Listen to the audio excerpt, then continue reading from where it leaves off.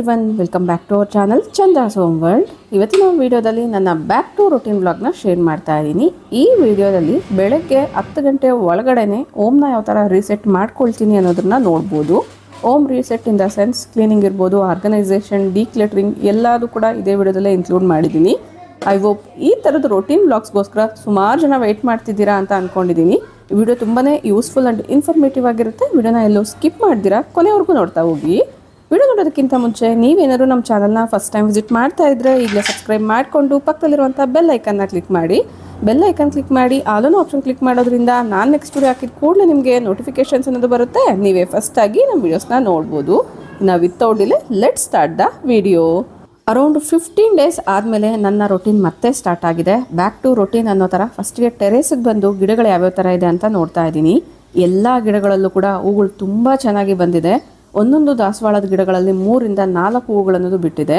ಕರೆಕ್ಟಾಗಿ ಇಲ್ಲಿ ಅಬ್ಸರ್ವ್ ಮಾಡಿ, ಮಲ್ಲಿಗೆ ಹೂವಿನ ಗಿಡದಲ್ಲಿ ಎಲ್ಲ ಎಲೆಗಳನ್ನ ಕೂಡ ಕಿತ್ತಾಕಿದ್ದೆ. ಅರೌಂಡ್ ಒಂದು 15 ದಿನ ಆದಮೇಲೆ ಮತ್ತೆ ತೋರಿಸ್ತಾ ಇದ್ದೀನಿ. ಇಲ್ಲಿ ಅಬ್ಸರ್ವ್ ಮಾಡ್ತಾ ಇರ್ಬೋದು, ಎಲ್ಲ ಕಡೆ ಕೂಡ ಹೊಸ ಚಿಗುರು ಅನ್ನೋದು ಬಂದಿದೆ, ಹೂಗಳು ಕೂಡ ಬಿಟ್ಟಿದೆ. ಈ ಚೇಂಜಸ್ನ ನೋಡಿ ತುಂಬಾನೇ ಖುಷಿ ಆಯಿತು. ಪ್ಲಾಂಟ್ಸ್ ಲವರ್ಸ್ಗೆ ಇದು ಅರ್ಥ ಆಗಿರುತ್ತೆ ಅಂತ ಅಂದ್ಕೊಂಡಿದ್ದೀನಿ. Last before travel home care ಯಾವ ಥರ ಮಾಡ್ತೀನಿ ಅನ್ನೋ ವಿಡಿಯೋನ ಶೇರ್ ಮಾಡಿದ್ದೆ. ಆ ವಿಡಿಯೋದಲ್ಲಿ ನಾನು ಕರೆಕ್ಟಾಗಿ ಇನ್ಕ್ಲೂಡ್ ಮಾಡಿದ್ದೆ. ಸೊ ಮಲ್ಲಿಗೆ ಹೂವಿನ ಎಲೆಗಳನ್ನೆಲ್ಲ ಕಿತ್ಬಿಟ್ರೆ ಮತ್ತೆ ಹೊಸ ಚಿಗುರು ಅನ್ನೋದು ಬರುತ್ತೆ ಅಂತ. ಇನ್ನು ಇವತ್ತಿನ ಪೂಜೆಗೆ ಬೇಕಾಗಿರುವಂಥ ಕೆಲವೊಂದು ಹೂಗಳು ಮತ್ತು ನಿಂಬೆಹಣ್ಣೆಲ್ಲ ಕೂಡ ಕಿತ್ಕೊಳ್ತಾ ಇದ್ದೀನಿ. ನಿಂಬೆಹಣ್ಣು ಕೆಲವೊಂದು ಹಾರ್ವೆಸ್ಟಿಂಗ್ಗೆ ಬಂದಿತ್ತು, ಅದನ್ನೆಲ್ಲ ಕಿತ್ಕೊಂಡು ಕೆಲವೊಂದು ಕನಕಾಂಬರದ ಹೂಗಳು ತುಂಬ ಜಾಸ್ತಿನೇ ಬಿಟ್ಟಿತ್ತು. ಅರೌಂಡ್ 15 ಡೇಸಿಂದ ಕಿತ್ಕೊಳ್ದೇ ಇದ್ದಿದ್ದ ಕಾರಣ ಕೆಲವೊಂದೆಲ್ಲ ಕೆಳಗಡೆ ಬಿದ್ದಿತ್ತು. ಇನ್ನು ಈಗ ಯಾವ್ಯಾವುದು ಬ್ಲೂಮ್ ಆಗಿದೆ ಅದನ್ನೆಲ್ಲ ಕೂಡ ಕಿತ್ಕೊಳ್ತಾ ಇದ್ದೀನಿ. ಒಂದು ಕಡೆಯಿಂದ ಗಿಡಗಳಿಗೆ ನೀರು ಹಾಕ್ಕೊಳ್ತಾನೆ ಈ ಹೂಗಳೆಲ್ಲ ಕೂಡ ಹಾರ್ವೆಸ್ಟ್ ಮಾಡ್ತಿದ್ದೀನಿ. ಇನ್ನು ನಿಮ್ಮಲ್ಲಿ ಪ್ರತಿ ಸಲನೂ ಕಮೆಂಟ್ ಮಾಡ್ತಾನೆ ಇರ್ತೀರಾ, ಗಿಡಗಳ ಬಗ್ಗೆ ಯಾವ ಥರ ಕೇರ್ ಮಾಡ್ತೀರಾ, ಯಾವ ಗೊಬ್ಬರನ ಯೂಸ್ ಮಾಡ್ತೀರಾ ಶೇರ್ ಮಾಡಿ ಅಂತ. ಸೊ ಈ ಥರ ಗಿಡಕ್ಕೆ ನೀರು ಹಾಕಕ್ಕೆ ಬಂದಾಗ ಏನಾದ್ರು ಕಳೆ ಇದ್ದರೆ ಅದನ್ನೆಲ್ಲ ತೆಗಿತಾ ಇರ್ತೀನಿ. ಇನ್ನು ಒಣಗಿರುವಂಥ ಎಲೆಗಳು ಹೂಗಳನ್ನೆಲ್ಲ ಆದಷ್ಟು ಕಿತ್ಬಿಟ್ರೇ ಬೆಟರು. ಇನ್ನು ಆಗಾಗ ಮಣ್ಣನ್ನ ಲೂಸ್ ಮಾಡಿ ಕೊಡಬೇಕಾಗತ್ತೆ. ಅಂದರೆ ಬುಡದ ಹತ್ರ ತುಂಬ ಟೈಟ್ ಆಗಿಬಿಟ್ಟಿರುತ್ತೆ ಮಣ್ಣು, ಸೊ ಅದನ್ನು ಲೂಸ್ ಮಾಡಬೇಕಾಗತ್ತೆ. ಸದ್ಯಕ್ಕೀಗ ಎಷ್ಟು ಹೂಗಳು ಸಿಕ್ಕಿದೆ ಅಂತ ತೋರಿಸ್ತಿದ್ದೀನಿ ನೋಡಿ. ಇನ್ನು ಮನೆಯ ಎಂಟ್ರೆನ್ಸಲ್ಲೂ ಕೂಡ ಕೆಲವೊಂದು ಕನಕಾಂಬರದ ಹೂವಿನ ಗಿಡಗಳಿದೆ, ಅದರಲ್ಲೂ ಕೂಡ ಹೂಗಳು ತುಂಬ ಜಾಸ್ತಿನೇ ಬಿಟ್ಟಿದೆ. ಈ ಕಿತ್ಕೊಂಬಂದಿರೋಂಥ ಹೂಗಳನ್ನ ಈ ಉರುಳಿಯಲ್ಲಿ ಹಾಕಿಬಿಟ್ಟು ಅಂದರೆ ಫ್ರೂಟ್ ಬೌಲಲ್ಲಿ ಹಾಕಿ ಎಂಟ್ರೆನ್ಸ್ ಅಲ್ಲಿರುವಂಥ ಕನಕಾಂಬರದ ಹೂಗಳನ್ನ ಕೂಡ ಹಾರ್ವೆಸ್ಟ್ ಮಾಡ್ತಿದ್ದೀನಿ. ಅರೌಂಡ್ ಈ ಹೂಗಳೆಲ್ಲ ಸೇರಿಸಿದ್ರೆ ಒಂದು ಮೊಳಕ್ಕಿಂತ ಜಾಸ್ತಿ ಹೂಗಳೇ ಆಗಿತ್ತು, ಅಷ್ಟೊಂದು ಹೂಗಳು ಬಂದಿತ್ತು. ಈ ಕನಕಾಂಬರದ ಹೂಗಳು ನಾರ್ಮಲ್ ಕಲರ್ ಅಲ್ಲ, ಇದು ಡೆಲ್ಲಿ ಕನಕಾಂಬರ ಅಂತ ಹೇಳ್ತೀವಿ, ಸ್ವಲ್ಪ ಡಾರ್ಕ್ ಕಲರ್ ಬರುತ್ತೆ ಅಲ್ವಾ. ಒನ್ಸ್ ಮನೆಯೆಲ್ಲ ರೀಸೆಟ್ ಆದಮೇಲೆ ಹೂಗಳನ್ನ ಕಟ್ಟಿ ಪೂಜೆಯಲ್ಲಿ ಯೂಸ್ ಮಾಡೋಣ ಅನ್ನೋದ್ರಿಂದ ಈ ಟೇಬಲ್ ಮೇಲೆ ಇಟ್ಟಿದ್ದೀನಿ. ಈಗ ಮತ್ತೆ ಗಿಡಗಳ ಕೇರ್ ಬಗ್ಗೆ ಹೇಳೋದಾದರೆ, ಇಲ್ಲಿ ನೀವು ನೋಡ್ತಿರ್ಬೋದು, ಲಾಸ್ಟ್ ವಿಡಿಯೋಸ್ನ ನೀವು ಅಬ್ಸರ್ವ್ ಮಾಡಿದರೆ ಮನೆ ಒಳಗಡೆ ಇರುವಂತಹ ಇಂಡೋರ್ ಪ್ಲಾಂಟ್ಸ್ ಎಲ್ಲ ಕೂಡ ಈ ಕಾರಿಡಾರಲ್ಲಿ ಅಂದರೆ ಹೋಮ್ ಎಂಟ್ರೆನ್ಸಲ್ಲಿ ಇಟ್ಟಿದ್ದೆ. ಆಫ್ಟರ್ 15 ಡೇಸ್ ಯಾವ ಥರ ಗ್ರೋತ್ ಇದೆ ಅಂತ ನೀವು ಇಲ್ಲಿ ಅಬ್ಸರ್ವ್ ಮಾಡ್ಬೋದು. ಪ್ರತಿಯೊಂದು ಗಿಡದಲ್ಲೂ ಕೂಡ ಡಿಫ್ರೆನ್ಸ್ ಅನ್ನೋದು ಅಬ್ಸರ್ವ್ ಮಾಡಿದೆ. ಪ್ರತಿಯೊಂದು ಕೂಡ ತುಂಬ ಚೆನ್ನಾಗಿ ಗ್ರೋ ಆಗಿದೆ. ಒನ್ಸ್ ಎಲ್ಲ ಗಿಡಗಳನ್ನ ಒಂದ್ಸತಿ ಅಬ್ಸರ್ವ್ ಮಾಡಿ ಮನೆಯ ಒಳಗಡೆ ಯಾವ್ಯಾವುದನ್ನ ಇಡ್ಬೋದು ಅಂತ ನೋಡ್ಕೊಳ್ತಾ ಇದ್ದೀನಿ.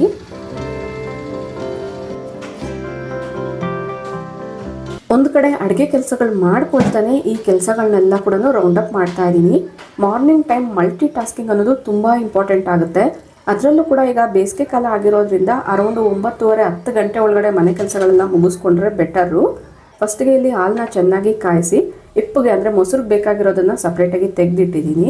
ಈಗ ಮನೆ ಒಳಗಡೆ ಲಿವಿಂಗ್ ರೂಮಲ್ಲಿ ಇಡುವಂಥ ಪ್ಲಾಂಟ್ಸ್ ಎಲ್ಲ ಕೂಡ ಸೆಲೆಕ್ಟ್ ಮಾಡ್ಕೊಳ್ತಾ ಇದ್ದೀನಿ. ಇವುಗಳಲ್ಲಿ ಸ್ವಲ್ಪ ಚೇಂಜಸ್ನ ನಾನು ಮಾಡ್ತಾ ಇರ್ತೀನಿ. ವಾರಕ್ಕೊಂದ್ಸತಿ ಒಳಗಡೆ ಇರುವಂಥ ಗಿಡಗಳೆಲ್ಲ ಹೊರಗಡೆ ಇಡ್ತೀನಿ, ಹೊರಗಡೆ ಇಡುವಂಥದ್ದನ್ನೆಲ್ಲ ಒಳಗಡೆ ಇಡ್ತಾ ಇರ್ತೀನಿ. ಇನ್ನು ಇವುಗಳನ್ನ ಲಿವಿಂಗ್ ರೂಮಲ್ಲಿ ಇಡೋದಕ್ಕಿಂತ ಮುಂಚೆ ಇವುಗಳ ಮೇಲೆ ಅಂದರೆ ಎಲೆಗಳ ಮೇಲೆಲ್ಲ ಸ್ವಲ್ಪ ಧೂಳಾಗಿತ್ತು, ಅದನ್ನೆಲ್ಲ ಕೂಡ ವಾಶ್ ಮಾಡ್ಕೊಳ್ತಾ ಇದ್ದೀನಿ. ಸ್ನಾನ ಮಾಡಿಸೋ ರೀತಿ ಎಲ್ಲ ಎಲೆಗಳ ಮೇಲೆ ನೀರೆಲ್ಲನೂ ಹಾಕಿ ಮಣ್ಣೆಲ್ಲ ಸ್ವಲ್ಪ ವೆಟ್ ಮಾಡಿ ಸೈಡ್ಗೆ ಇಟ್ಕೊಳ್ತಾ ಇದ್ದೀನಿ. ಸೊ ಯಾವ್ಯಾವ ಗಿಡಗಳನ್ನ ನಾನು ಇಂಡೋರಲ್ಲಿ ಇಡಬೇಕು ಅದನ್ನೆಲ್ಲ ಕೂಡ ಈ ಥರ ರಿಫ್ರೆಶ್ ಮಾಡಿ ಸೈಡ್ಗೆ ಇಟ್ಕೊಂಡಿದ್ದೀನಿ. ಎಲೆಗಳ ಮೇಲೆ ನೀರೆಲ್ಲ ಸ್ವಲ್ಪ ಅಬ್ಸರ್ವ್ ಆದಮೇಲೆ ಅದರ ಜಾಗದಲ್ಲಿ ಆರ್ಗನೈಸ್ ಮಾಡ್ಬೋದು, ಡೆಕೋರ್ ಮಾಡ್ಬೋದು ಅನ್ನೋದ್ರಿಂದ. ಸುಮಾರಷ್ಟು ಮನಿ ಪ್ಲಾಂಟ್ಸ್ ಇರ್ಬೋದು, ಸ್ಪೈಡರ್ ಪ್ಲಾಂಟ್ಸ್, ಸ್ನೇಕ್ ಪ್ಲಾಂಟ್ಸ್ ಎಲ್ಲ ಕೂಡ ಇಂಡೋರ್ ಪ್ಲಾಂಟ್ಸ್ ಆಗಿ ನಾನು ಯೂಸ್ ಮಾಡ್ತಿದ್ದೀನಿ. ಅವುಗಳ ಮೇಂಟೆನೆನ್ಸ್ ಕೂಡ ಈಸಿ ಆಗುತ್ತೆ ಅನ್ನೋದ್ರಿಂದ. ಈ ಸ್ಪೈಡರ್ ಪ್ಲಾಂಟಲ್ಲೂ ಕೂಡ ಬ್ರಾಂಚಸ್ ತುಂಬ ಚೆನ್ನಾಗಿ ಬಂದಿದೆ. ಅವುಗಳಿಗೆಲ್ಲ ಸ್ನಾನ ಮಾಡಿಸಿ ಒಂದು ಕಡೆಯಿಂದ ಸೈಡ್ಗೆ ಇಟ್ಕೊಳ್ತಾ ಇದ್ದೀನಿ. ಮನಿ ಪ್ಲಾಂಟ್ಸು ತುಂಬ ಉದ್ದವಾಗಿ ಬೆಳಿಬೇಕು ಅಂದರೆ ಸನ್ಲೈಟ್ ಜೊತೆಗೆ ವಾಟರ್ ಕೂಡ ತುಂಬ ಇಂಪಾರ್ಟೆಂಟ್ ಆಗುತ್ತೆ. ತುಂಬ ಜಾಸ್ತಿ ವಾಟರಿಂಗ್ ಮಾಡಿದ್ರು ಕೂಡ ಗಿಡಗಳು ಸತ್ತೋಗೋ ಚಾನ್ಸ್ ಇರುತ್ತೆ, ಎಲ್ಲೋಯಿಶ್ ಎಲೆಗಳಾಗೋ ಚಾನ್ಸ್ ಇರುತ್ತೆ. ತುಂಬ ಜಾಸ್ತಿ ಬಿಸಿಲಾದ್ರೂ ಕೂಡ ಈ ಪ್ರಾಬ್ಲಮ್ನ ಫೇಸ್ ಮಾಡ್ಬೋದು. ನೀರಿನಲ್ಲಿ ಮನಿ ಪ್ಲಾಂಟ್ಸ್ ಎಲ್ಲ ಬೆಳೆಸಬೇಕು ಅಂದರೆ this is a correct time. ನಾನು ಅಬ್ಸರ್ವ್ ಮಾಡ್ದಂಗೆ ಈ ಟೈಮಲ್ಲಿ ಕಟ್ಟಿಂಗ್ಸ್ನ ನೀರಲ್ಲಿ ಇಟ್ಟಾಗ ಆ ಒಂದು ರೂಟ್ಸ್ ಗ್ರೋತ್ ಏನಿರುತ್ತೆ ತುಂಬ ಚೆನ್ನಾಗಿ ಬರುತ್ತೆ.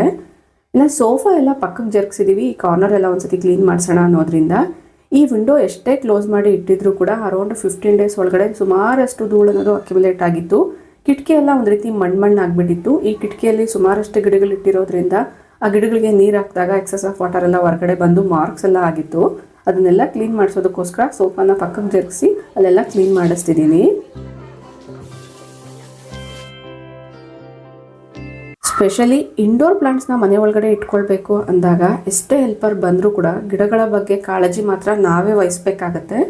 ಅವ್ರಿಗೆ ಎಷ್ಟೇ ಹೇಳಿದ್ರು ಕೂಡ ಯಾವ್ಯಾವ ಗಿಡನ ಎಲ್ಲಿಡಬೇಕು, ಯಾವ ಥರ ಟೇಕ್ ಕೇರ್ ಮಾಡಬೇಕು ಅಂತ ನಮಗಿಂತ ಜಾಸ್ತಿ ಅವ್ರಿಗೇನು ಗೊತ್ತಿರಲ್ಲ. ಆದಷ್ಟು ಅದನ್ನು ಗಮನದಲ್ಲಿ ಇಟ್ಕೊಂಡು ಗಿಡಗಳ ಬಗ್ಗೆ ಕಾಳಜಿ ವಹಿಸ್ಬೇಕಾಗತ್ತೆ. ಅಬ್ಸರ್ವ್ ಮಾಡಿದ್ರಲ್ಲ, ಕಿಟಕಿ ತುಂಬಾನೇ ಗಲೀಜಾಗ್ಬಿಟ್ಟಿದೆ, ಮಣ್ಣು ರೀತಿ ಇದೆ. ಅದನ್ನೆಲ್ಲ ಒಂದು ಕಡೆ ಕ್ಲೀನ್ ಮಾಡಿಸ್ತಾನೆ ಇನ್ನೊಂದು ಕಡೆ ಎಲ್ಲ ಗಿಡಗಳನ್ನ ಮನೆ ಒಳಗಡೆ ಇಡ್ತಿದ್ದೀವಿ. ಕೆಲವೊಂದು ಮೇಲೆ ಬೆಡ್ರೂಮ್ಸ್ ಅಲ್ಲೆಲ್ಲ ಇಡಬೇಕಾಗಿತ್ತು. ಸೊ ಆ ಒಂದು ಸ್ನೇಕ್ ಪ್ಲಾಂಟ್ಸ್ ಎಲ್ಲ ಮೇಲೆ ತಗೊಂಡು ಹೋಗ್ತಾ ಇದ್ದೀವಿ.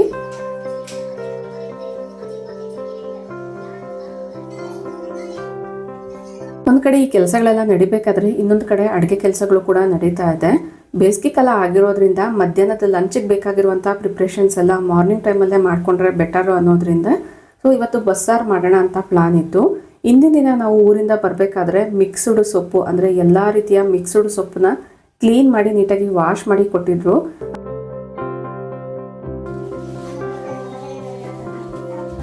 ಸದ್ಯಕ್ಕೆ ಮಾರ್ನಿಂಗ್ಗೆ ಕಿಚನ್ ಪರಿಸ್ಥಿತಿ ಈ ಥರ ಇದೆ. ನಾವು ಹಿಂದಿನ ದಿನ ಬೆಳಗ್ಗಿನ ಫ್ಲೈಟಿಗೆ ಮನೆಗೆ ಬಂದಿದ್ವಿ. ಸೊ ಅರೌಂಡ್ ಒಂದು ಸ್ವಲ್ಪ ಹೊತ್ತು ರೆಸ್ಟ್ ಮಾಡಿ ಆಮೇಲೆ ಊರಿಗೆ ಹೋಗಿ ಅಲ್ಲೇ ಊಟ ಮಾಡ್ಕೊಂಡು ಬಂದಿದ್ದರಿಂದ ರಾತ್ರಿ ಏನು ಕೆಲಸ ಮಾಡ್ದಿರ ರೆಸ್ಟ್ ತೊಗೊಂಡಿದ್ವಿ. ಬೆಳಗ್ಗೆ ಎದ್ದು 10 ಗಂಟೆ ಒಳಗಡೆ ಈ ಕೆಲಸಗಳೆಲ್ಲ ಮುಗಿಸ್ಕೊಳ್ಳೋಣ ಅನ್ನೋದ್ರಿಂದ 1 by 1 ಮಾಡ್ಕೊಳ್ತಾ ಇದ್ದೀನಿ. ಇಲ್ಲಿ ಸೊಪ್ಪನ್ನ ನೀವು ಅಬ್ಸರ್ವ್ ಮಾಡಿದ್ರೆ ಸುಮಾರಷ್ಟು ರೀತಿಯ ಸೊಪ್ಪು ಅನ್ನೋದು ಇದೆ. ನಾ ಸೊಪ್ಪು ವಾಶ್ ಮಾಡೋದಕ್ಕೋಸ್ಕರ ಒಂದು ಪಾತ್ರೆಯಲ್ಲಿ ಸ್ವಲ್ಪ ಕಲ್ಲುಪ್ಪನ್ನ ಹಾಕ್ಕೊಳ್ತಾ ಇದ್ದೀನಿ. ಈ ನೀರಲ್ಲಿ ಒಂದು 5 ನಿಮಿಷ ಬಿಟ್ಟರೆ ಇದರಲ್ಲಿ ಏನಾದರೂ ಹುಳಗಳಿದ್ರು ಕೂಡ ಸತ್ತೋಗ್ಬಿಡುತ್ತೆ. ಆಮೇಲೆ ಒಂದು ಸತಿ ವಾಶ್ ಮಾಡಿಕೊಂಡು ಯೂಸ್ ಮಾಡ್ಕೊಳ್ಬೋದು ಅಡುಗೆಗೆ ಅನ್ನೋದ್ರಿಂದ.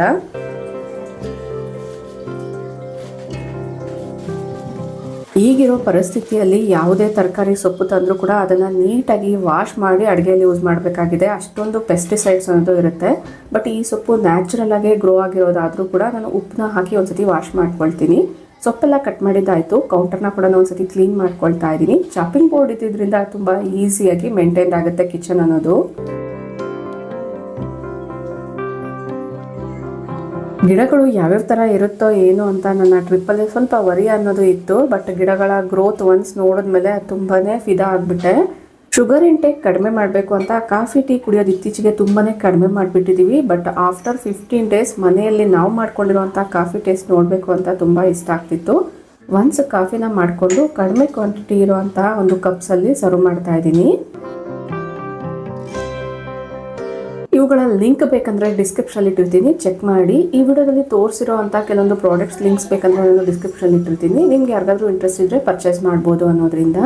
ಒನ್ಸ್ ಅರೌಂಡ್ ಮನೆಯೆಲ್ಲನೂ ಕ್ಲೀನ್ ಆಗಿದೆ. ಜಸ್ಟ್ ಹೋಮ್ ಎಂಟ್ರಿ ವೇ ಮಾತ್ರನೇ ಇದೆ. ಅಲ್ಲೂ ಕೂಡ ಫ್ಲೋರ್ ಕ್ಲೀನ್ ಆಗ್ತಾ ಇದೆ. ಒನ್ಸ್ ಕ್ಲೀನ್ ಆದಮೇಲೆ ಯಾವ ಥರ ಇದೆ ಅನ್ನೋದು ತೋರಿಸ್ತೀನಿ. ಬಸ್ಸಾರಿಗೆ ಬೇಳೆ ಬೇಯಕ್ಕಿಟ್ಟಿದ್ದೆ. ಈಗ ಕಟ್ ಮಾಡಿಟ್ಟಿರುವಂಥ ಸೊಪ್ಪನ್ನ ಹಾಕಿದ್ದೀನಿ. ಬಸ್ಸಾರು ರೆಸಿಪಿನ ನಾನು ಯಾವ ಥರ ಮಾಡ್ತೀನಿ ಅಂತ ಈಗಾಗಲೇ ಕೆಲವೊಂದು ವಿಡಿಯೋಸಲ್ಲಿ ಶೇರ್ ಮಾಡಿದ್ದೀನಿ. ಅದಕ್ಕೋಸ್ಕರ ಇಲ್ಲಿ ಡೀಟೇಲಾಗಿ ರೆಸಿಪಿ ಶೇರ್ ಮಾಡ್ತಾ ಇಲ್ಲ. ಬಸ್ಸಾರಂತೂ ತುಂಬ ಟೇಸ್ಟಿಯಾಗಿರುತ್ತೆ. ತಿಳಿ ಸಾರು ಆಗುತ್ತೆ, ಜೊತೆಗೆ ಪಲ್ಯ ಕೂಡ ಆಗೋದ್ರಿಂದ 2 in 1 ರೆಸಿಪಿ ಅಂತಲೇ ಹೇಳ್ಬೋದು.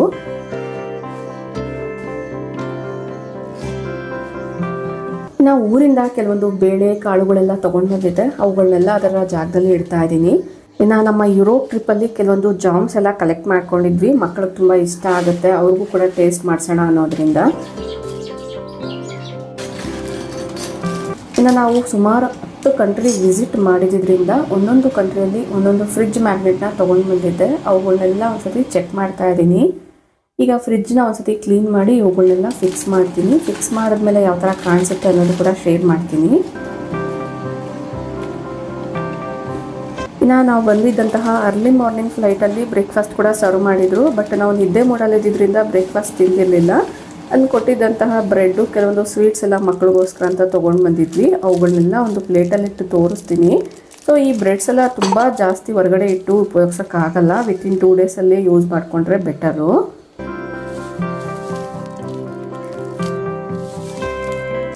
ಯುರೋಪಲ್ಲಂತೂ ಕ್ಯಾಂಟಿನೆಂಟಲ್ ಬ್ರೇಕ್ಫಾಸ್ಟ್ ಕೊಟ್ಟಿರ್ತಾರೆ. ಸುಮಾರಷ್ಟು ರೀತಿಯ ಕೇಕ್ಸ್ ಇರ್ಬೋದು ಮತ್ತು ಬ್ರೆಡ್ಸ್. ಕೇಕ್ಸ್ ಅಂದರೆ ಕ್ರೀಮ್ಸ್ ಯೂಸ್ ಮಾಡಿರಲ್ಲ, ಪ್ಲೈನ್ ಕೇಕ್ಸಲ್ಲೇ ಸುಮಾರಷ್ಟು ವಿಧದಲ್ಲಿ ಇರುತ್ತೆ. ಇದು ಹನಿ, ಇದಲ್ಲದೆ ಸುಮಾರಷ್ಟು ಜಾಮ್ಸ್ ಕೂಡ ಇದೆ. ಇದು ಚಾಕ್ಲೇಟಿಂದ ಮಾಡಿರೋ ಅಂಥದ್ದು. ಇವು ಕೂಡ ಸ್ಟ್ರಾಬೆರಿ ಒಂದು ಸಿರಪ್ ಥರ ಬರುತ್ತೆ.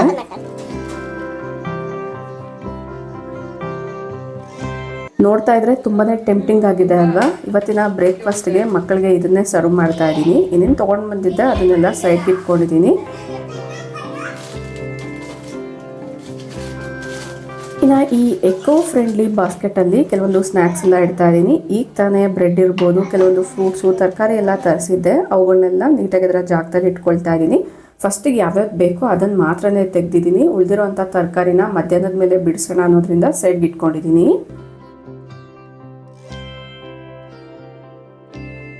ಈ ಬಾಸ್ಕೆಟ್ನ ಫ್ರಿಡ್ಜ್ ಮೇಲೆ ಇಟ್ಟಿರ್ತೀನಿ. ಫ್ರಿಡ್ಜ್ ಮೇಲೆ ತುಂಬ ಜಾಸ್ತಿ ತೂಕ ಇಡಬೇಡಿ ಅಂತ ಸುಮಾರು ಜನ ನನಗೆ ಕಮೆಂಟ್ ಮಾಡಿದರು. ಅಫ್ಕೋರ್ಸ್ ಅದು ಕೂಡ ನಿಜ. ಬಟ್ ಅಲ್ಲಿ ಇಟ್ಟಾಗ ನೋಡೋಕ್ಕೆ ಒಂದು ರೀತಿ ಅಸ್ಥೆಟಿಕ್ ಆಗಿ ಕಾಣಿಸುತ್ತೆ ಅನ್ನೋದ್ರಿಂದ ಬಾಸ್ಕೆಟ್ನ ಆ ಥರ ಇಟ್ಕೊಂಡಿದ್ದೀನಿ ಅಷ್ಟೇ. ಬಟ್ 2 ಡೇಸ್ಗೆ ಎಷ್ಟು ಬೇಕೋ ಅಷ್ಟು ಫ್ರೂಟ್ಸ್ ಮಾತ್ರ ತರೋದ್ರಿಂದ ಅದರಲ್ಲಿ ತುಂಬ ಜಾಸ್ತಿ ಭಾರವಾಗಿರುವಂಥ ವಸ್ತುಗಳೇನು ಇಡಲ್ಲ. ಒನ್ಸ್ ಫ್ರಿಡ್ಜೆಲ್ಲ ಒಂದ್ಸತಿ ಕ್ಲೀನ್ ಮಾಡ್ಕೊಳ್ತಾ ಇದ್ದೀನಿ. ಹಿಂಗೂ ಕೌಂಟರ್ ಮೇಲೆ ಮ್ಯಾಗ್ನೆಟ್ಸ್ ಎಲ್ಲ ಇದೆ ಅಲ್ವಾ, ಅದನ್ನ ನನಗೆ ಫಿಕ್ಸ್ ಮಾಡೋಣ ಅನ್ನೋದ್ರಿಂದ.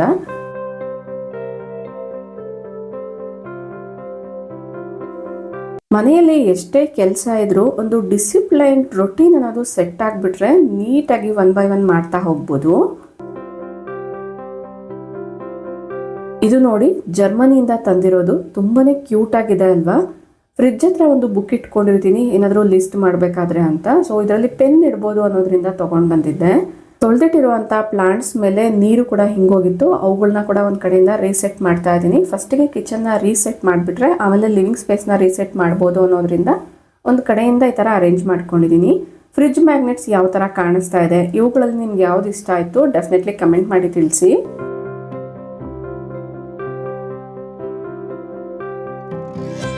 ಡೈನಿಂಗ್ ಏರಿಯಾದಲ್ಲಿ ಈ ಕಾರ್ನರಲ್ಲಿ ವಾಟರ್ ಬಾಟಲ್ಸ್ ಎಲ್ಲಾನು ಅರೇಂಜ್ ಮಾಡ್ಕೊಂಡಿರ್ತೀನಿ. ಅವುಗಳನ್ನೆಲ್ಲ ಈಗ ಜೋಡಿಸ್ಕೊಳ್ಬೇಕು. ಇಲ್ಲಿ ಕೆಲವೊಂದು ಇಂಡೋರ್ ಪ್ಲಾಂಟ್ಸ್ ಕೂಡ ಇಟ್ಟಿದ್ದೆ. ಆ ಇಂಡೋರ್ ಪ್ಲಾಂಟ್ಸ್ನೆಲ್ಲ ಒಂದ್ಸತಿ ರೀಸೆಟ್ ಮಾಡ್ಕೊಳ್ತೀನಿ.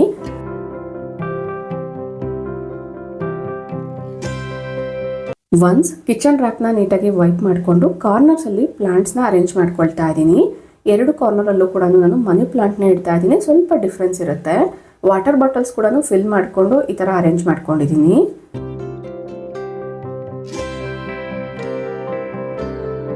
ಆಗಲೇ ಹೇಳ್ದಂಗೆ ಇದು ಕೂಡ ಮನಿ ಪ್ಲಾಂಟೇ, ಪೋಥೋಸ್ಗೆ ಬರುತ್ತೆ. ಸೊ ಸ್ವಲ್ಪ ಚೇಂಜಸ್ ಅನ್ನೋದು ಇರುತ್ತೆ, ಕಲರ್ಫುಲ್ ಆಗಿ ಕೂಡ ಕಾಣಿಸುತ್ತೆ.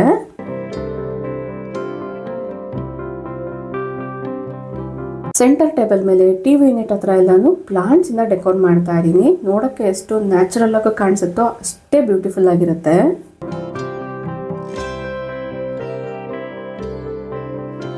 ಯೂಶುವಲಿ ನಾನು ತುಂಬಾ ಕಾಸ್ಟ್ಲಿ ಡೆಕೋರ್ ಐಟಮ್ಸ್ನ ಯೂಸ್ ಮಾಡೋದು ತುಂಬಾನೇ ಕಡಿಮೆ. ಅದರಲ್ಲೂ ನಮ್ಮ ಮಕ್ಕಳು ಚಿಕ್ಕವರಿದ್ದಾಗಲಿಂದ ಕೂಡ ಒಂದೊಂದೇ ನಾನು ಪ್ರೋಗ್ರೆಸ್ನ ಮಾಡ್ಕೊಳ್ತಾ ಬಂದಿದ್ದೀನಿ. ಮಕ್ಕಳು ಚಿಕ್ಕವರಿದ್ದಾಗ ತುಂಬ ಕಾಸ್ಟ್ಲಿ ಗಾಜಿನ ಐಟಮ್ಸ್ ಎಲ್ಲ ಇಟ್ಟರೆ ಇಮಿಡಿಯೇಟಾಗಿ ಬೀಳಿಸ್ತಿರ್ತಾರೆ. ಸೊ ಅದಕ್ಕಿಂತ ಈ ಥರ ಇಂಡೋರ್ ಪ್ಲಾಂಟ್ಸ್ ಆದರೆ ಒನ್ಸ್ ಏನಾದ್ರು ಕಿತ್ತಾಕೋದು ಕೂಡ ಮತ್ತೆ ಪ್ರೊಪಗೇಷನ್ ಅನ್ನೋದು ಮಾಡ್ಬೋದು.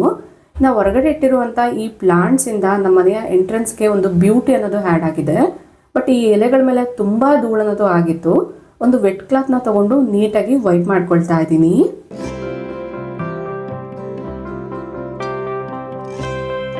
ಡೈರೆಕ್ಟಾಗಿ ನೀರಿಂದ ಕೂಡ ವಾಶ್ ಮಾಡ್ಬೋದು.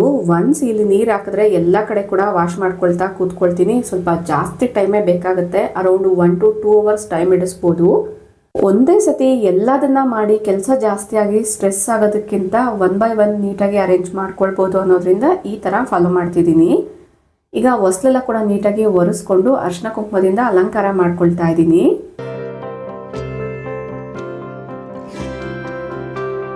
ಫ್ಲೋರೆಗೂ ಕ್ಲೀನ್ ಮಾಡಿಸಿದ್ದೀನಿ. ಗಿಡಗಳ ಮೇಲಿರುವಂಥ ಧೂಳೆಲ್ಲ ಬಟ್ಟೆಯಿಂದ ಒರೆಸಿದ್ದೀನಿ. ನೋಡೋಕ್ಕೂ ಎಲ್ಲ ಎಲೆಗಳು ಶೈನಿಯಾಗಿ ಕಾಣಿಸ್ತಾ ಇದೆ.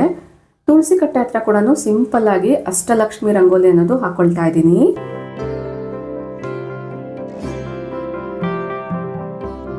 ನಾನಿಲ್ಲಿ ಯೂಸ್ ಮಾಡ್ತಾ ಇರುವಂಥದ್ದು ರಂಗೋಲಿ ಉಂಡೆ. ಸೊ ಇದರಿಂದ ಪೇಂಟ್ ಎಫೆಕ್ಟ್ ಅನ್ನೋದು ಕೊಡುತ್ತೆ, ನೋಡಕ್ಕೂ ಕೂಡ ಯುನಿಕ್ ಆಗಿ ಕಾಣಿಸುತ್ತೆ ರಂಗೋಲಿ ಅನ್ನೋದು. ಫೈನಲಿ 9 ಗಂಟೆಗೆ ಮನೆ ನೀಟಾಗಿ ಅರೇಂಜ್ ಆಗಿದೆ. ನೋಡ್ತಿರ್ಬೋದು ಲಿವಿಂಗ್ ಸ್ಪೇಸ್ ಎಲ್ಲ ಕೂಡ ತುಂಬಾ ನೀಟಾಗಿ ಕ್ಲೀನ್ ಆಗಿ ಆರ್ಗನೈಸಿಂಗ್ ಆಗಿದೆ. ಇನ್ನ ಬ್ರೇಕ್ಫಾಸ್ಟ್ ವಿಚಾರಕ್ಕೆ ಬರೋದಾದ್ರೆ ಬಾಯ್ಲ್ಡ್ ಎಗ್ ಜೊತೆಗೆ ಸ್ಯಾಂಡ್ವಿಚ್ ಮಾಡಿದ್ದೆ, ವೆಜ್ ಸ್ಯಾಂಡ್ವಿಚ್ ಮಾಡಿದ್ದೆ ಮೈನೀಸ್ ನ ಯೂಸ್ ಮಾಡಿ. ಈಗ ಕಿಚನ್ ಎಲ್ಲ ಕೂಡ ಮತ್ತೆ ಒಂದ್ಸತಿ ರೀಸೆಟ್ ಮಾಡ್ಕೊಳ್ಬೇಕು. ಒಂದು ಪಾಕೆಟ್ ಏನೋ ಬ್ರೆಡ್ ನ ತಂದಿದ್ವಿ, ಅರೌಂಡ್ ಎಲ್ಲ ಖಾಲಿ ಆಗಿದೆ. ಇನ್ನ ಈ ಪ್ಲೇಟ್ ಅಲ್ಲಿ ಏನಿಟ್ಟಿದ್ದೆ ಆ ಬ್ರೆಡ್ಸು ಜಾಮ್ಸ್ ಎಲ್ಲ ಕೆಲವೊಂದು ಉಳಿದಿರೋಂಥದನ್ನ ಫ್ರಿಜ್ ಅಲ್ಲಿ ಸ್ಟೋರ್ ಮಾಡ್ಕೊಂಡಿದೀನಿ. ಬೆಲ್ಲದ ಹಣ್ಣು ತೊಗೊಂಡು ಬಂದಿದ್ದೀವಿ, ಇದರಿಂದ ಜ್ಯೂಸ್ ತುಂಬ ಚೆನ್ನಾಗಾಗುತ್ತೆ. ಜ್ಯೂಸ್ ಯಾವ ಥರ ಮಾಡ್ತೀನಿ ಅನ್ನೋದು ಕೂಡ ಈಗಾಗಲೇ ಶೇರ್ ಮಾಡಿದ್ದೀನಿ. ಅದನ್ನೆಲ್ಲ ಸೈಡ್ಗೆ ಇಟ್ಕೊಂಡಿದ್ದೀನಿ. ಇದೆಲ್ಲ ಊರಿಂದ ತಂದಿರೋ ಅಂಥದ್ದು, ಅವುಗಳೆಲ್ಲ ನೀಟಾಗಿ ಪ್ಯಾಂಟ್ರಿಯಲ್ಲಿ ಆರ್ಗನೈಸ್ ಮಾಡ್ಕೊಂಡಿದ್ದೀನಿ.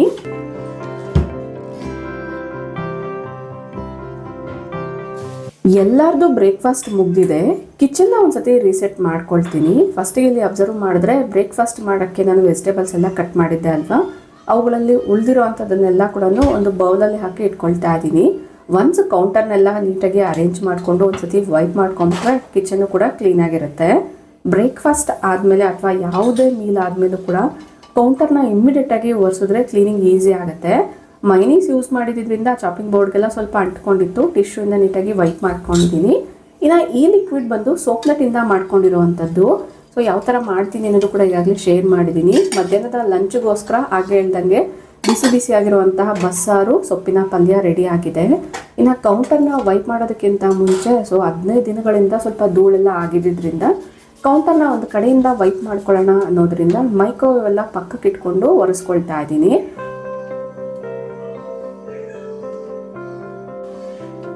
ಯೂಶ್ವಲಿ ನೀವು ಅಬ್ಸರ್ವ್ ಮಾಡಿದ್ರೆ ಕ್ಲೀನಿಂಗ್ ಎಲ್ಲ ಜಾಸ್ತಿ ಮಾಡೋವಂಥವ್ರು ಮತ್ತು ಕೆಮಿಕಲ್ ಬೇಸ್ಡ್ ಲಿಕ್ವಿಡ್ಸ್ನ ಯೂಸ್ ಮಾಡೋವಂಥವ್ರಿಗೆ ಸ್ಕಿನ್ನು ಕೈಗಳೆಲ್ಲ ಸ್ವಲ್ಪ ರಫ್ ಆಗಿರುತ್ತೆ.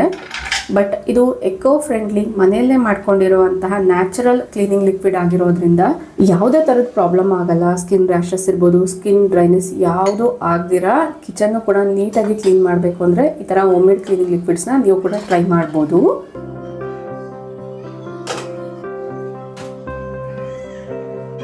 ನಮ್ಮ ಕೌಂಟರ್ ಬಂದು ಎಲ್ ಶೇಪ್ ಇದೆ. ಒಂದು ಕಡೆಯಿಂದ ಕ್ಲೀನ್ ಮಾಡೋಣ ಅನ್ನೋದ್ರಿಂದ ಈ ಕಾರ್ನರ್ ಮೈಕ್ರೋವೇವ್ ಇಂದ ಸ್ಟಾರ್ಟ್ ಮಾಡಿದ್ದೆ. ಅದನ್ನೆಲ್ಲ ವೈಪ್ ಮಾಡಿಕೊಂಡು ಈಗ ಸ್ಟವ್ನ ಕ್ಲೀನ್ ಮಾಡ್ಕೊಳ್ತಾ ಇದ್ದೀನಿ. ನಿಮ್ಮಲ್ಲಿ ಸುಮಾರು ಜನ ನೀವು ತಗೊಂಡಿರುವಂಥ ಸ್ಟವ್ ಯಾವುದು, ಕಾಸ್ಟ್ ಎಷ್ಟಾಯಿತು, ರಿವ್ಯೂ ಕೊಡಿ ಅಂತ ಸುಮಾರು ಜನ ಕೇಳ್ತಾ ಇದ್ದೀರಾ. ಇದರದ್ದೇ ಆದಂಥ ಸ್ಪೆಷಲ್ ವಿಡಿಯೋನ ಕಮಿಂಗ್ ವಿಡಿಯೋಸಲ್ಲಿ ಅಪ್ಲೋಡ್ ಮಾಡ್ತೀನಿ.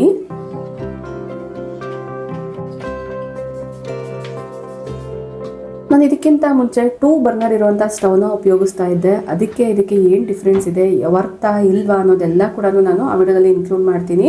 ಇನ್ನೂ ಏನಾದರೂ ನಿಮಗೆ ಕಮೆಂಟ್ಸ್ ಇದ್ದರೆ ಅಥವಾ ಕ್ವಶನ್ಸ್ ಇದ್ದರೆ ನನಗೆ ಕಮೆಂಟ್ ಬಾಕ್ಸಲ್ಲಿ ತಿಳಿಸಿ. ಖಂಡಿತ ನಾನು ಆ ವಿಡಿಯೋದಲ್ಲಿ ಪ್ರತಿಯೊಂದನ್ನು ಇನ್ಕ್ಲೂಡ್ ಮಾಡ್ತೀನಿ. ಇನ್ನು ಸ್ಪೆಷಲಿ ಸಮ್ಮರಲ್ಲಿ ನೀರಿಗಂತ ಯೂಸ್ ಮಾಡುವಂಥ ನ್ಯಾಚುರಲ್ ಫ್ರಿಡ್ಜ್ ಮಡಿಕೆ ಬಗ್ಗೆ ಕೂಡ ಸುಮಾರಷ್ಟು ಕಮೆಂಟ್ಸ್ ಮಾಡ್ತಿದ್ದೀರಾ, DMs ಕೂಡ ಮಾಡ್ತಿದ್ದೀರಾ. ಹೊಸದಾಗಿ 2-3 ಮಡಿಕೆ ತೊಗೊಂಡ್ರು ಕೂಡ ನೀರು ಲೀಕ್ ಆಗ್ತಿದೆ ಅಂತ. ಇದನ್ನು ತುಂಬ ಈಸಿಯಾಗಿ ಸರಿಪಡಿಸ್ಕೊಳ್ಬೋದು. ಕಮಿಂಗ್ ವಿಡಿಯೋದಲ್ಲಿ ಡೀಟೇಲ್ ಆಗಿ ಶೇರ್ ಮಾಡ್ತೀನಿ. ಇನ್ನು ವೆಸಲ್ಸ್ ಎಲ್ಲ ವಾಶ್ ಮಾಡಿದೆಲ್ಲ ಆಗಿತ್ತು. ನಾನು ಆಗಲೇ ತೋರಿಸ್ದಂಗೆ ಸ್ಟವ್ ಎಲ್ಲ ಕ್ಲೀನ್ ಮಾಡೋದಕ್ಕೋಸ್ಕರ ಆ ಒಂದು ಟೂಲ್ಸ್ ಎಲ್ಲ ತೆಗೆದಿದ್ದೆ ಅಲ್ವಾ, ಅದನ್ನೆಲ್ಲ ನೀಟಾಗಿ ಅರೇಂಜ್ ಮಾಡಿಕೊಂಡು ಪಾತ್ರೆ ತೊಳೆಯುವಂಥ ಲಿಕ್ವಿಡ್ನ ಮಿಕ್ಸ್ ಮಾಡ್ತಾ ಇದ್ದೀನಿ. ಸ್ವಲ್ಪ ವಿಮ್ ಲಿಕ್ವಿಡ್ ಜೊತೆಗೆ ಸೋಪ್ನಟ್ ಲಿಕ್ವಿಡ್, ಅದ್ರ ಜೊತೆಗೆ ಸ್ವಲ್ಪ ವಾಟರ್ನ ಹಾಕ್ಕೊಂಡು ಚೆನ್ನಾಗಿ ಶೇಕ್ ಮಾಡಿ ಇಟ್ಕೊಳ್ತಾ ಇದ್ದೀನಿ. ಫೈನಲಿ ಅರೌಂಡ್ 9:15 ಟೈಮ್ಗೆ ಕಿಚನ್ ಎಲ್ಲ ನೀಟಾಗಿ ಅರೇಂಜ್ ಆಗಿದೆ. ಲಿವಿಂಗ್ ಸ್ಪೇಸ್ ಇರ್ಬೋದು, ಮನೆ ಎಂಟ್ರಿವೇ ಎಲ್ಲದನ್ನ ಕೂಡ ನೀಟಾಗಿ ರೀಸೆಟ್ ಮಾಡ್ಕೊಂಡಿದ್ದೀನಿ.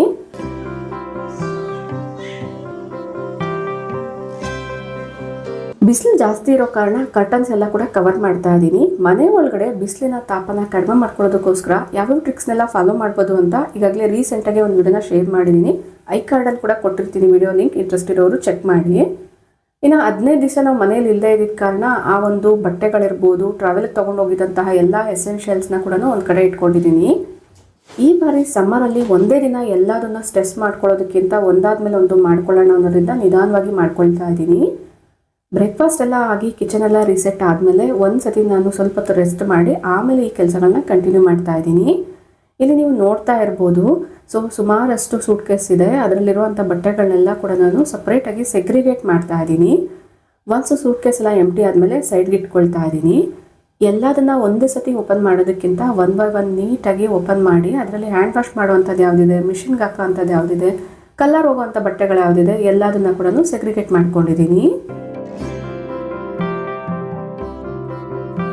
ಯೂಶುವಲಿ ಮಾನ್ಸೂನಲ್ಲಿ ಇರ್ಬೋದು, ರೈನಿ ಸೀಸನಲ್ಲಿ ಟ್ರಿಪ್ ಎಲ್ಲ ಹೋಗಿ ಬಂದ್ವಿ ಅನ್ನೋದಾದ್ರೆ ಇಮಿಡಿಯೇಟ್ ಆಗಿ ಎಲ್ಲದನ್ನ ವಾಶ್ ಮಾಡ್ತಿರ್ತೀನಿ. ಯಾಕಂದ್ರೆ ನಮ್ಮ ಬಾಡಿ ಕೂಡ ಹೈಡ್ರೇಟಿಂಗ್ ಆಗೇ ಇರುತ್ತೆ, ಅಷ್ಟೊಂದು ಸುಸ್ತು ಅನ್ಸಲ್ಲ.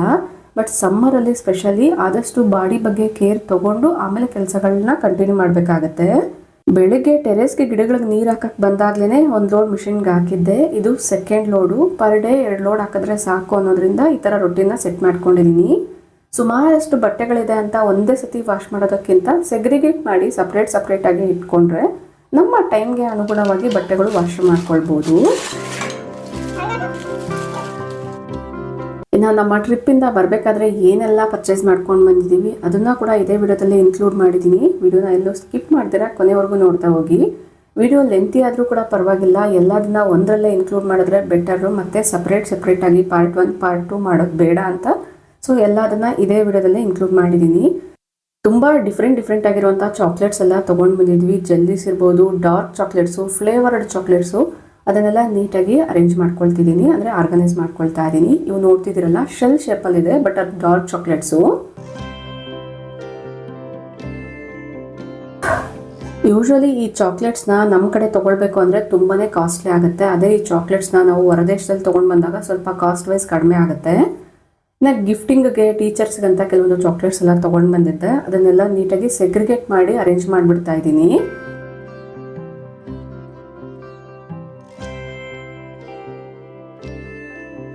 ಒಟ್ಟಾರೆ ನಾವು ತೊಗೊಂಡು ಬಂದಿದ್ದಂಥ ಚಾಕ್ಲೇಟ್ಸ್ ಇವಲ್ಲದೆ ನಾನು ಕೆಲವೊಂದು ಚಾಕ್ಲೇಟ್ಸ್ ಕೊಡಬೇಕಾಗಿರೋರ್ಗೆ ಈಗಾಗಲೇ ಕೊಟ್ಬಿಟ್ಟಿದ್ದೀನಿ.